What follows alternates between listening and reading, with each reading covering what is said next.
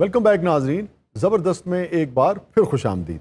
जी जनाब, बात हो रही थी कि आप उन लोगों में से एक हैं जिनको दोनों ममालिक में बहुत पसंद किया जाता है, और इस हवाले से मैं समझता हूँ कि आप पाकिस्तान की पहचान है। हमारा फ़ख्र है कि आप हमारे भी हैं और वो भी आपको बहुत पसंद करते हैं। कैसा तजुर्बा रहा और उसकी बुनियाद कैसे पड़ी, वो तजुर्बा अगर आज हमारे साथ आप शेयर करें कि किस तरीके से उन्होंने आपसे रब्ता किया और फिर पहला प्रोग्राम, फिर कपिल वाला जो शो है उसकी पूरा बुनियाद बनाना, स्ट्रक्चर बनाना, वो ज़रा तजुर्बा हमारे साथ। पहले जब लाफ्टर चैलेंज वहां पर शुरू हुआ था, ये कपिल वाले से पहले था? कपिल वाले से पहले था। अच्छा। असल में कपिल शर्मा जो था वो पहले एज सिंगर आया था वो। अच्छा। तो उसमें वो फ्लॉप हो गया। ठीक है।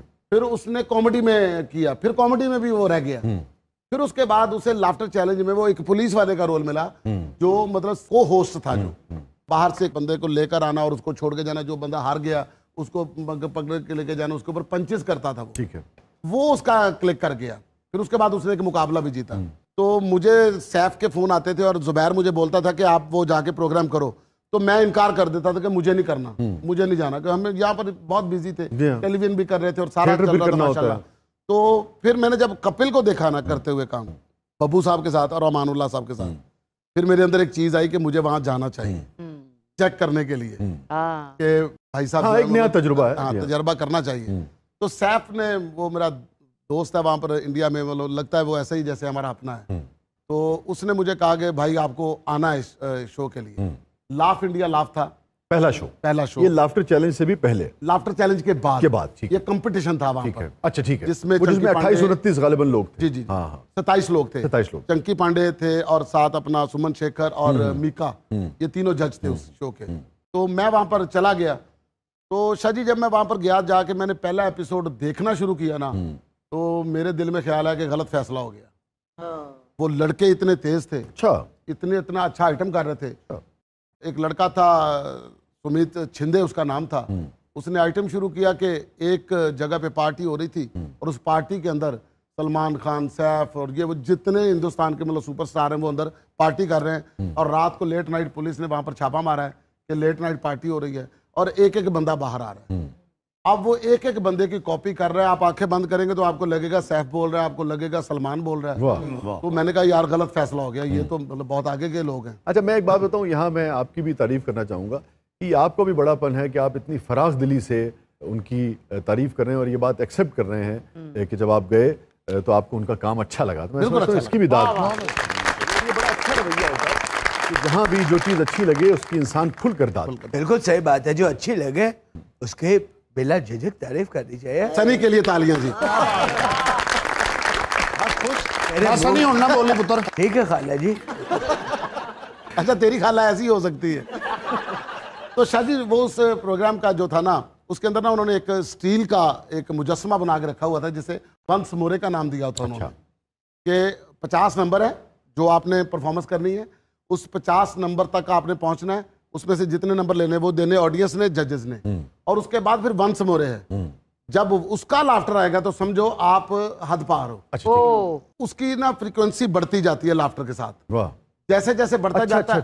हाँ, ऊपर चलते उसके जाती फिर वो ना ऑटोमेटिकली वो उसका लाफ्टर आता है, वो जिन की तरह हुआ इस तरह उसका लाफ्टर आना है। Very good. तकरीबन कोई 10 परफॉर्मेंस हो चुकी थी 10 लड़कों की, तो 3 एपिसोड का काम हो गया था। तो वो जो था ना वंश मोरे खामोश था। अब 10 लड़कों के बाद मेरी बारी थी, एंट्री जो मेरी थी पहली।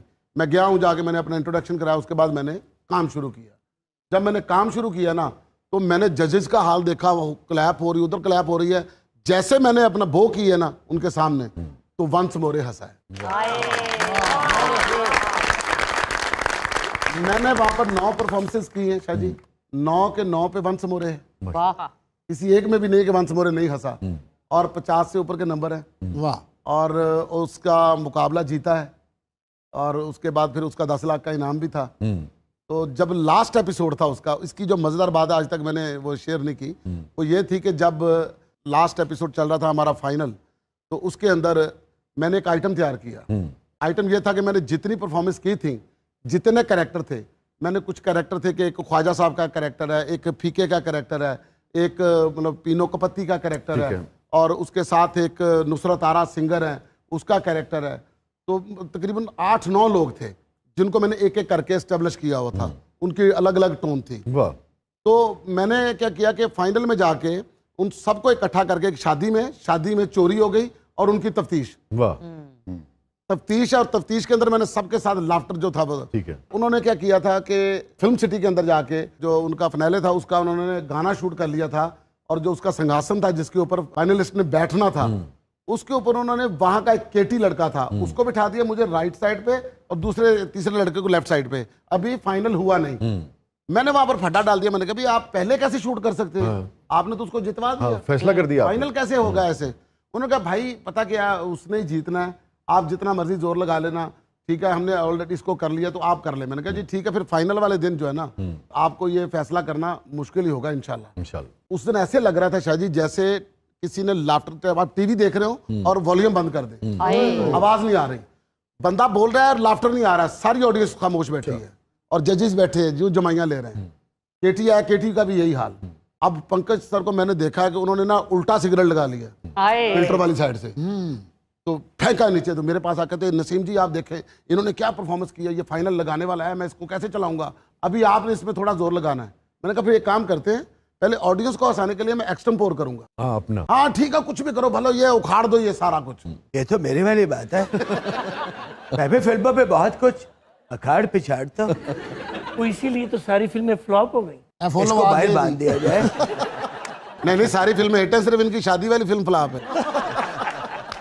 तो आप उखाड़ पिछाड़ की बात कर रहे थे। तो फिर शाह जी मैंने वहां पर ना जो परफॉर्म करना शुरू किया वो मैंने शादियों पे शुरू किया कि गांव की शादी कैसे होती है और शहर की शादी कैसे होती है। उसके साथ ही फिर मैंने वो जोड़ा जो मेरा स्क्रिप्ट था, ठीक है, वो जो सारे कैरेक्टर, वो सारा कैरेक्टर था, वो जब मैंने किया करके अभी मैं देख रहा हूँ कि सामने सुमन शेखर जो है ना वो यूं बैठे हुए हैं कि कैसे ये खत्म करे और मैं भाग के इसके पास जाऊं। आप देखना यूट्यूब पे वो है वो एपिसोड। तो जैसे मैंने कहा ना कि बस परफॉर्मेंस खत्म है, तो वो वहां से भागे उठ के और रास्ते में गिरने भी लगे। वो उन्होंने मुझे हक किया और गले लगा के मुझे कहते हैं नसीम तूने मेरी इज्जत रख ली। सर वो कैसे, कहते बाद में बताऊंगा। फिर बाद में उन्होंने कहा कि सारे यहाँ कह रहे थे कि आपके जो है ना वो फाइनल ना जीतने दिया जाएगा ना आपसे होगा वैसा। अब उसके बाद 4 घंटे जो थे वो इस वेट में थे कि उसको क्या जिताना कैसे। वो कहते नहीं पाकिस्तानी को जीतने नहीं देना, तो ये फैसला जो है ना करे। तो सुमन कहता है जी मैं चला जाता हूँ, सुमन शेखर कहता है अब मेरे बगैर ये फैसला कर ले, मैं इतनी लंबी लीड को कैसे कवर कर सकता हूँ। वाह वाह ईमानदारी है। हाँ उन्होंने बड़ी मोहब्बत की, फिर चंकी पांडे ने भी, और फिर फाइनल उन्होंने आपको ही उन्होंने विनर करा दिया। वाह। तो साहब आपने कभी जिंदगी में ऐसी परफॉर्मेंस की कि धर्मेंद्र साहब ने या आपके डायरेक्टर ने इसी तरह आपको आके आगे बढ़कर गले लगा लिया हो? नो।